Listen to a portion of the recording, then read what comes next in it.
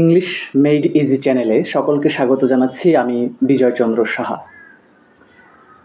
আজকে আমরা বেশ কিছু প্রভার্ব বা প্রবাদ বাক্য নিয়ে আলোচনা করব। আমরা সেই প্রবাদ বাক্যগুলো শেখার চেষ্টা করব। প্রবাদ বাক্যগুলো আমাদের দৈনন্দিন জীবনে অর্থাৎ স্পোকেন ইংলিশে খুবই প্রয়োজন হয়। এমনকি আমাদের বিভিন্ন যে চাকরির পরীক্ষাগুলো হয় সেগুলোতেও প্রভার্ব আসে পরীক্ষাতে। তাছাড়া যে একাডেমিক পরীক্ষাগুলো হয় আমাদের এসএসসি, এইচএসসি বা এই ধরনের যে পরীক্ষাগুলো আছে সেখানেও আমরা প্রবাদ নিয়ে বিভিন্ন প্রশ্ন পাই বা প্রবাদ বাক্য ব্যবহার করার আমাদের প্রয়োজন হয়। তো আমি এই প্রবাদ বাক্যের যে লেসন সেটাকে বেশ কয়েকটি পার্টে নিয়ে আসব এবং বাছাই করা গুরুত্বপূর্ণ যে প্রবাদগুলো পরীক্ষায় আসে সেইগুলো নিয়ে আমরা পড়ার চেষ্টা করব। তো আমরা চলে যাই আমাদের আজকের প্রথম অংশে অর্থাৎ প্রবাদ বাক্যের পার্ট 1-এ আমরা যে প্রবাদ বাক্যগুলো দেখব সেগুলোতে চলে যাচ্ছি।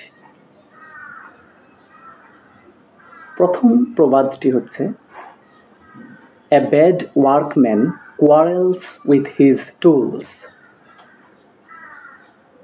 এর অর্থ হচ্ছে নাচতে না জানলে উঠান বাঁকা।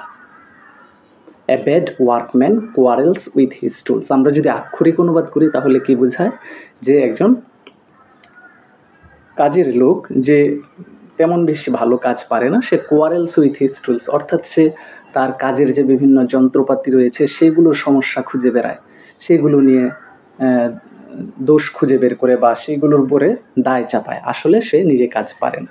সেই জন্যই বলা হয়েছে বাংলায় যে নাচতে না জানলে উঠান বাঁকা।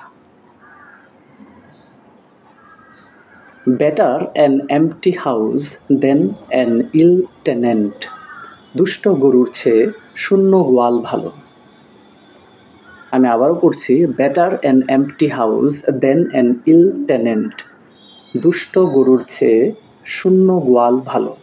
আমি চেষ্টা করছি প্রত্যেকটি অন্তত দুবার করে পড়ার জন্য, যাতে আমার সাথে সাথে আপনারা একই সাথে পড়বেন, তাতে জিনিসটা হয়তো এই ভিডিও দেখার মাঝেই মুখস্থ হয়ে যাবে বা শেখা হয়ে যাবে।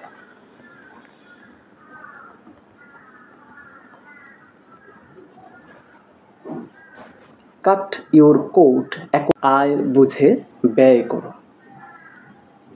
কাট your coat according to your cloth.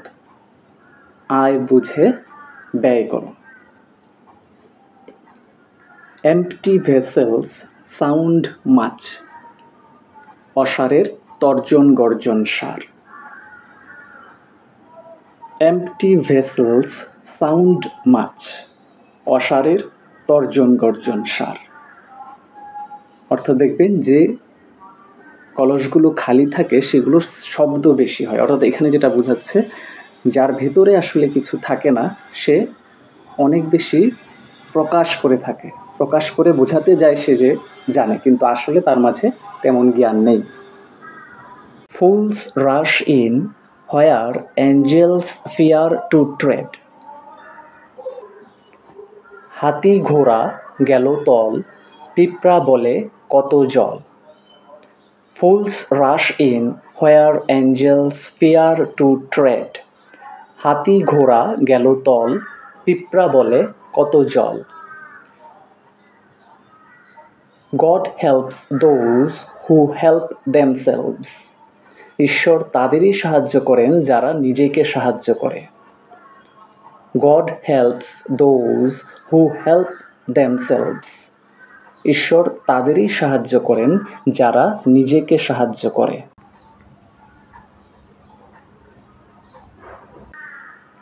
It takes two to make a quarrel. এক হাতে তালি বাজে না। It takes two to make a quarrel. অর্থাৎ আক্ষরিক অর্থে কি দাঁড়ায়, যে একটা ঝগড়া করার জন্য দুইজনের প্রয়োজন হয়। অর্থাৎ কি বোঝাচ্ছে, যে এক হাতে তালি বাজে না। Look before you leap. ভাবিয়া করিও কাজ।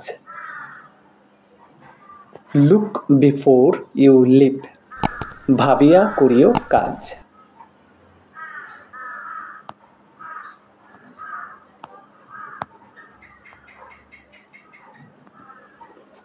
Many a little makes a mickle. এখানে মেক এসেছে, লেখার সময় একটু ভুল হয়ে গেছে, এখানে মেক্স হবে। Many a little makes a mickle. 10-এর লাঠি 1-এর বোঝা। Many a little makes a mickle. 10-এর লাঠি 1-এর বোঝা।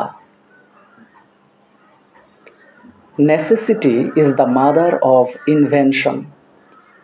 প্রয়োজনীয়তাই উদ্ভাবনের প্রসূতি।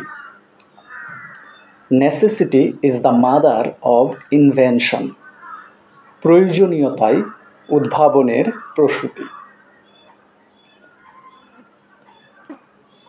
তো আমাদের আজকের লেসনে আমরা এই 10টি প্রবাদ পড়লাম।